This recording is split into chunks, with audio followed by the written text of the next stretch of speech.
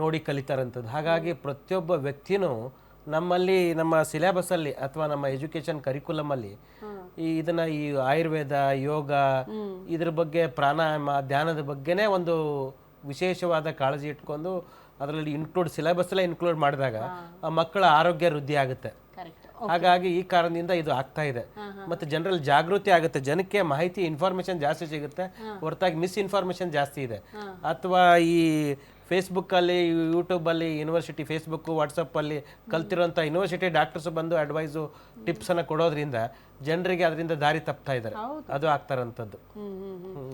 Okay, ಇದು winter season ಬಗ್ಗೆ ಮಾತಾಡ್ತಾ ಇದ್ವಿ. ನಾಗರಾಜ್ ಸರ್, ಈಗ ಪ್ರಶ್ನೆ ಇರೋದು, ತಾವು ಹೇಳಿದ್ರಿ ಯೋಗದ ಮಹತ್ವದ ಬಗ್ಗೆ ಹೇಳ್ತಾ ಇದ್ರಿ, ಯೋಗದಿಂದ ನಮ್ಮ ಮನಸ್ಸು ಮತ್ತು ನಮ್ಮ ಆರೋಗ್ಯವನ್ನ ಹಿಂಗೆ ಹತೋಟಿಯಲ್ಲಿ ಇಟ್ಕೊಳ್ಬಹುದು ಅನ್ನೋದ್ರ ಬಗ್ಗೆ ತಾವು ಹೇಳ್ತಾ ಇದ್ರಿ.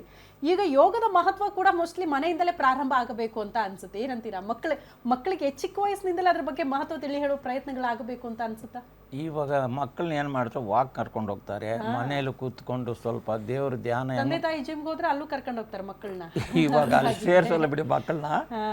ಇವಾಗ ಏನು ಅಲ್ಲಿಂದ ಏನೋ ಪ್ರತಿಯೊಬ್ಬರು ಯೋಗ ಇದು ಡಮಾನ ಮಾಡೋ ಇದು ಯಾವುದೋ ಜಿಮ್ಮೆ ಜಾಸ್ತಿ ಹೋಗ್ತಾರೆ.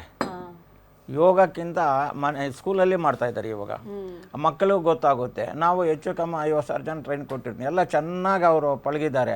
8 ವರ್ಷ 7 ವರ್ಷದಿಂದ 6 ವರ್ಷದಿಂದ 80, 90 ವರ್ಷವರೆಗೂ. ಮೇಡಮ್ ಹೇಳ ಬಾಲಗಂಗಾಧರ ಸ್ವಾಮಿ, ಇವರು ಶಿವಕುಮಾರ ಸ್ವಾಮಿ 110 ಅಂತ. ನಾವು ಇರ್ಬೋದು. ಯಾಕೆ? ಮೆಡಿಟೇಷನ್, ಧ್ಯಾನದಲ್ಲಿರೋ ಪವರ್ ಯಾವುದಕ್ಕಿಲ್ಲ. ಎಷ್ಟೇ ಟೆನ್ಷನ್ ಇರಲಿ. ಆಮೇಲೆ ಒಬ್ಬರು ಹೇಳಿ ಟಿ ವಿಯಲ್ಲಿ, ಕೋಪ ಜಾಸ್ತಿ ಬರುತ್ತೆ, ಕೋಪ ಕಮ್ಮಿ ಆಗಿದ್ರೆ ಏನು ಮಾಡಬೇಕು ಅಂತಾರೆ. ಕೋಪ ಜಾಸ್ತಿ ಆದಾಗ ಟೆನ್ಷನ್ ಜಾಸ್ತಿ. ಆವಾಗ ಏನಂದೆ, ಸುಮ್ಮನೆ ಸಿಂಪಲ್ಲಾಗಿ ಧ್ಯಾನದಲ್ಲೂ ಒಂದು 5 ನಿಮಿಷ ಕೂತ್ಕೊಳ್ಳಿ. ಧ್ಯಾನ ಎಂದರೇನು? ಕಾನ್ಸಂಟ್ರೇಷನ್. ನಿಮ್ಗೆ ಇಷ್ಟವಾದ ದೇವರನ್ನ ಆಜ್ಞಾ ಚಕ್ರದಲ್ಲಿ ಕೇಂದ್ರಿಸಿ ನೀವು ಧ್ಯಾನ ಮಾಡಿದಾಗ ಫುಲ್ಲು ರಿಲೀಫ್ ಆಗುತ್ತೆ. ಎಲ್ಲದಕ್ಕೂ ರಿಲೀಫ್. ಅದಕ್ಕೆ ಧ್ಯಾನ ಅಂತೀವಿ. ಅದು ಮಾಡೋರ್ಗೆ ಈಗ ಹಣ್ಣು ತಿಂದರೆ ಗೊತ್ತಾಗುತ್ತೆ, ಇಲ್ಲಾಂದರೆ ಗೊತ್ತಾಗೋಲ್ಲ. ಈಗ ಸ್ವೀಟ್ ಇರುತ್ತೆ, ಅದು ತಿಂದರೆ ಗೊತ್ತಾಗುತ್ತೆ. ಅದು ಯೋಗ ಅನುಭವ ಪಟ್ಟವ್ರು ಮಾತ್ರ ಅದು ಯೋಗದ ಗೊತ್ತಾಗುತ್ತೆ. ಬೇರೆಯವ್ರಿಗೆ ಎಕ್ಸಸೈಸ್ ಥರ ಮಾಡ್ಕೊಳ್ತಾರೆ. ಇವಾಗ ಟಿ ವಿಲೆಲ್ಲ ನೋಡ್ಕೊಂಡು ಎಲ್ಲರೂ ಮಾಡ್ತಾರೆ. ಒಬ್ಬ ನನ್ನಂಥ ಗುರು ಏನು ಮಾಡೋರೆ, ನೀವು ಟಿ ವಿನಲ್ಲಿ ಈಜು ಮಾಡಿ ಅಂತಾರೆ. ಟಿ ವಿ ನೋಡಿಕೊಂಡು ಅವನೇನು ಬಾವಿಯಲ್ಲಿ ಏನು ಮಾಡ್ದ, ಟಿ ವಿ ಹೇಳಿದ್ರಲ್ಲಿ ಹಿಂಗೆ ಮಾಡೋಂತಾಗ ಮುಳುಗೋಗ್ಬಿಟ್ಟ. ಅದಕ್ಕೆ ಟಿ ವಿಯಲ್ಲಿ ನೋಡಿ ಹೆಚ್ಚು ಕಮ್ಮಿ 90% ಮಾಡ್ತಾರೆ. ಅದು ತಪ್ಪು. ಗುರುಗಳಿಂದಾನೇ ನುರಿತು ಗುರುಗಳಿಂದ ಮಾಡ್ತಾ ಇರುವಾಗ ಅವ್ರು ಸಂಪೂರ್ಣ ಎಂಥದ್ದು ಕಾಯಿಲೆ ರಿಲ್ಯಾಕ್ಸ್ ಆಗುತ್ತೆ ಮತ್ತು ಟೆನ್ಷನ್ ರಿಲ್ಯಾಕ್ಸ್ ಆಗುತ್ತೆ. ಇದರಿಂದ ಅಷ್ಟು ಉಪಯೋಗ ಇದೆ. ಎಲ್ಲಕ್ಕಿಂತ ಒಂದು ಪದವಿ ಪಡಬೇಕಾದ್ರೆ ಯೋಗ ಅಂದರೆ ಏನು ಗೊತ್ತಾ? ಒಳ್ಳೆ ಕೆಲಸ ಸಿಗಬೇಕಾದ್ರೆ ಯೋಗ, ಒಳ್ಳೆ ಫ್ಯಾಮ್ಲಿ ಸಿಗಬೇಕಾದ್ರೆ ಯೋಗ, ಒಳ್ಳೆ ಮಕ್ಕಳು ಪಡಿಬೇಕಾದ್ರೆ ಯೋಗ, ಒಳ್ಳೆ ಸಂಸಾರ ಇರಬೇಕು, ಅದಕ್ಕೆ ಯೋಗ. ನಮ್ಮ ಮೇಡಮರು ಈ ಟಿ ವಿಗೆ ಬರ್ಬೇಕಾದ್ರೆ ಅದು ಯೋಗನೇ, ನಮ್ಮ ಡಾಕ್ಟ್ರ್ ಬರಬೇಕಾದ್ರೆ ಅದು ಯೋಗನೇ. ಆ ಯೋಗ ಅನ್ನೋದು ಒಂದಕ್ಕೊಂದು ಸೇರಿಸುತ್ತೆ. ಜೀವಾತ್ಮ ಪರಮಾತ್ಮ ಐಕ್ಯ ಮಾಡೋದು ಯೋಗ. ಅದಕ್ಕೆ ಅದರ ಶಕ್ತಿ ಯಾರಿಗೂ ಗೊತ್ತಾ? ಮಾಡಿದವರು ಮಾತು ಗೊತ್ತಾಗುತ್ತೆ. ಎಲ್ಲ ಭಾಷಣ ಜಾಸ್ತಿ ಮಾಡ್ತೇವೆ, ಆದರೆ ಅದು ಅನುಗುಣ ನಡಿಬೇಕಲ್ಲ. ಆದರೆ ಯಾರು ಶರೀರ ದಂಡಿಸ್ತಾರೋ ಮನಸ್ಸದ ಅವ್ರಿಗೆ ಯಾವ ಕಾಯಿಲೆನೂ ಬರೋಲ್ಲ ಅಂತ ನನ್ನ ಅನುಭವ ಮಾತು. ಎಡ್ವಿನ್ ಮ್ಯಾಮ್, ಕೊನೆ ವರ್ಡ್ ಮ್ಯಾಮ್, ಈ ವಿಚಾರಕ್ಕೆ ಸಂಬಂಧಪಟ್ಟಂತೆ ಜನರಿಗೊಂದು ಕಿವಿ ಮಾತು ಹೇಳೋದಾದ್ರೆ. ಸೊ ಮುಂಚೆನೂ ಹೇಳ್ದ ಹಾಗೆ ನಮ್ ರೋಗ ನಿರೋಧಕ ಶಕ್ತಿ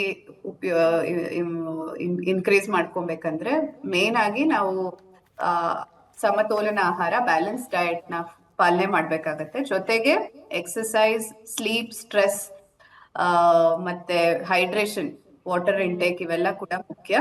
ಸೊ ಇದನ್ನ ನಾವು ರೆಗ್ಯುಲರ್ ಆಗಿ ಯಾವತ್ತೋ ಒಂದಿನ ಮಾಡೋದಲ್ಲ, ಅದನ್ನ ರೆಗ್ಯುಲರ್ ಆಗಿ ಪಾಲನೆ ಮಾಡೋದ್ರಿಂದ ನಮ್ಗೆ ಇದರಿಂದ ಬೆನಿಫಿಟ್ಸ್ ಚೆನ್ನಾಗಿರುತ್ತೆ. ಓಕೆ ಮ್ಯಾಮ್, ಥ್ಯಾಂಕ್ ಯು ಇಷ್ಟೊತ್ತು ಜಾಯಿನ್ ಆಗಿ ಮಾತನಾಡಿದ್ದಕ್ಕಾಗಿ. ಸುನಿಲ್ ಸರ್, ತಮಗೂ ಕೂಡ ಧನ್ಯವಾದಗಳು. ನಾಗರಾಜ್ ಸರ್, ಧನ್ಯವಾದಗಳು. ಎನಿವೇ, ಫ್ಲೋರಿಡಾ ಮತ್ತು ಅಮೆರಿಕಾದಲ್ಲಿ ಸರಿಸುಮಾರು 1.1 ಕೋಟಿ ಜನರಿಗೆ ಈ ಸೋಂಕು ಕಾಣಿಸ್ಕೊಂಡಿದೆ. 5,000ಕ್ಕೂ ಹೆಚ್ಚು ಜನ ಮೃತಪಟ್ಟಿದ್ದಾರೆ. ಆಸ್ಪತ್ರೆಗಳು ಸಿಗ್ತಾ ಇಲ್ಲ.